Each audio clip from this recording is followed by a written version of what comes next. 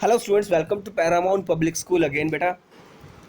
We will continue with the part 5th for chapter 3rd for class 7th computer viruses we are doing. Continue with the part 5th in which we will cover the exercise section, in which we will cover the true false, match the columns and question answers of the exercise section. Okay, so let's start with the match the columns. See the here we have given the malware types and examples. Malware की types हमें दे रखी हैं बेटा, उसके examples दे रखे हैं, हमें match करना है उसके साथ. ओके सो मैक्रो वायरस बेटा, अब देखिए मैक्रो वायरस जो है वो कौन सा वायरस होता है that effects the MS word files. MS word की जो फाइल्स होती हैं उनको वो इफेक्ट करता है. MS एक्सेल में जो बनाई है, MS पावर पॉइंट में जो बनाई है हमने, उनको इफेक्ट करेगा. सो मैक्रो वायरस इज़ melissa.a, ये एक एग्जांपल है इस मैक्रो वायरस का. C is the option for macro virus.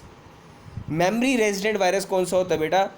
जो अपने आप को रैम में हाइड करके रखता है, जो अपने आप को रैम में हाइड कर लेता है बेटा. रैम यानी कि परमानेंट जो टेम्परेरी मेमोरी होती है उसमें. सो मेमोरी रेजिडेंट वायरस इज़ मर्कलन की.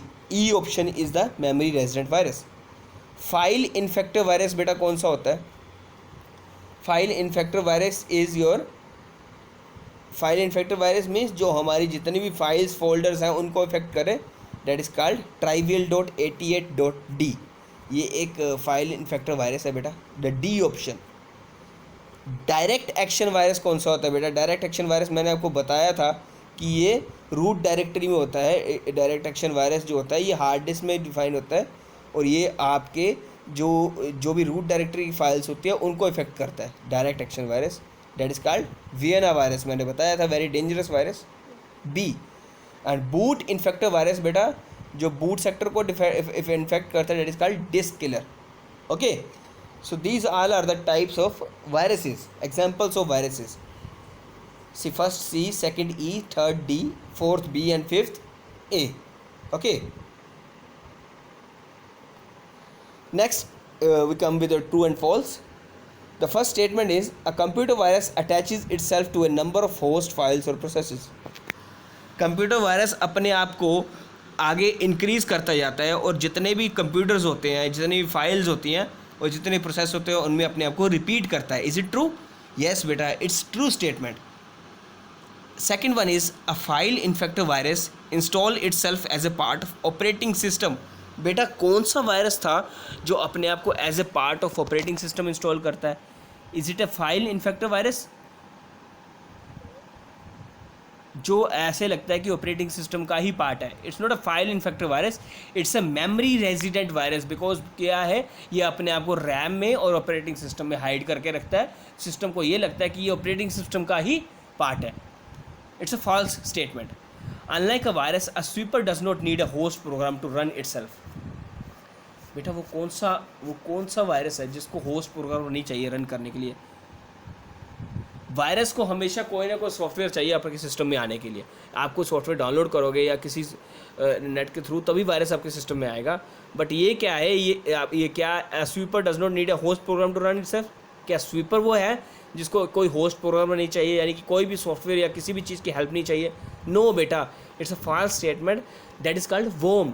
वोम आपके सिस्टम पे एंटर करते हैं, किसी सॉफ्टवेयर के थ्रू नहीं, डायरेक्ट इंटरनेट के थ्रू एंटर करते हैं और वो उनको कोई सॉफ्टवेयर नहीं चाहिए इंस्टॉल होने के लिए. वो अपने आप को खुद रिपीट करते जाते हैं.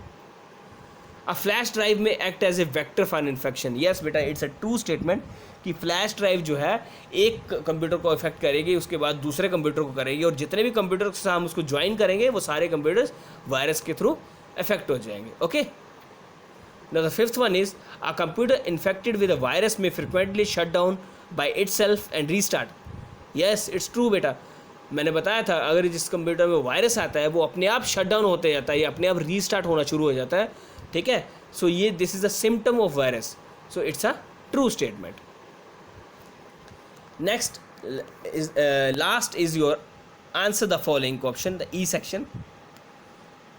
The question is what is a computer virus. बेटा कंप्यूटर वायरस क्या होता है मैंने आपको पीछे भी करवाया था. That it is a small software और a code that can cause damage to your data, जो आपके डेटा को डैमेज करेगा या फिर आपके सॉफ्टवेयर को डैमेज करेगा. Okay, it often spreads from one computer to another. ये एक कंप्यूटर से अनदर दूसरे कंप्यूटर में जाता है. कैसे जाता है? ईमेल्स के थ्रू या आपके पोर्टेबल डिवाइसेस यानी कि पेन ड्राइव्स के थ्रू या फिर मालिशियस फाइल्स जो आप इंटरनेट के थ्रू डाउनलोड करते हैं जो फाइल्स, उसके थ्रू। Okay, what are memory resident viruses? Memory resident virus कौन से होते हैं बेटा? वो वायरसेस जो अपने आप को ऑपरेटिंग सिस्टम के पार्ट की तरह इंस्टॉल करते हैं, यानी कि मैंने ऑपरेटिंग सिस्टम इंस्टॉल किया तो ये साथ में इंस्टॉल हो गया, सिस्टम को लगेगा कि ये भी ऑपरेटिंग सिस्टम का ही पार्ट है, विंडो का ही पार्ट है, और वो अपने आप को रैम में हाइड करके रखते हैं। ठीक है, they only act when the operating system start running and any file that is open at that time is infected. जब ऑपरेटिंग सिस्टम ओपन होता है बेटा, हमारे सिस्टम पे विंडोज़ जब ओपन होती है तो जो भी फाइल्स उसके साथ ओपन होगी वो सारी इफेक्ट कर देगा ये memory resident virus. See the examples, Randex, CMJ, Meve and MrKlunky is the example of memory resident viruses. Explain the danger of Trojan horse. अब देखिए ध्यान से बेटा, ट्रोजन हॉर्स अगर हमारे सिस्टम पे एंटर कर जाए तो क्या उसके डेंजर्स यानी उसके क्या इफेक्ट्स पड़ेंगे? सबसे पहले Trojan horse is a malware. वो एक सॉफ्टवेयर की तरह दिखता है, हमें लगता है कि इसको डाउनलोड कर लेना चाहिए, ठीक है, वो हमें एक फेक सॉफ्टवेयर की तरह दिखता है। ट्रोजन हॉर्स विल डैमेज और स्टील योर डेटा और नेटवर्क। देखिए हमारे डेटा डैमेज कर देगा, हमारे डेटा स्टील कर लेगा, चोरी कर लेगा, या हमारे नेटवर्क को चोरी कर लेगा। Trojan horse will create backdoor on your computer and let the attackers access your computer and control it. ये हमारे कंप्यूटर्स में पीछे का दरवाज़ा खोल देता है, मीन्स कि ये एक ऐसा लिंक क्रिएट कर देगा हमारे कंप्यूटर्स में, एक ऐसा पोर्ट ओपन कर देगा जिसके थ्रू हमारे जो हैकर्स हैं वो मेरे सिस्टम को एक्सेस कर सके। How does the internet helps in spreading a computer virus? बेटा कंप्यूटर वायरस जो है इंटरनेट की हेल्प से कैसे फैलता है? इंटरनेट का क्या रोल है उसको फैलाने में?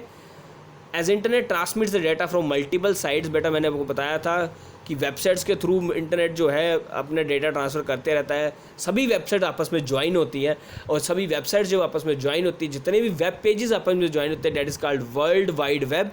और बेटा वो सब उसके थ्रू अगर एक वेबसाइट में वायरस आया तो सारी वेबसाइट्स में साथ में वायरस आना शुरू हो जाएगा।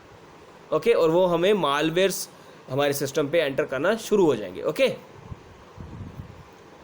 List any 5 symptoms that indicate that the computer system is infected with a virus. मैंने आपको पहले भी करवाया है कि हमें कैसे पता चलता है that virus have entered in system.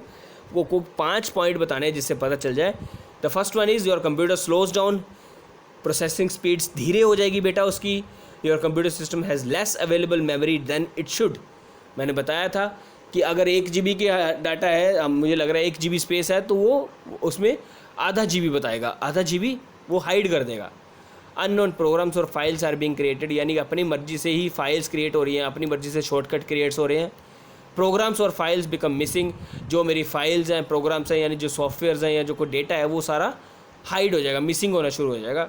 Your computer रीस्टार्ट्स unusual वे, यानी बार बार मेरा कंप्यूटर रीस्टार्ट होना शुरू हो जाएगा।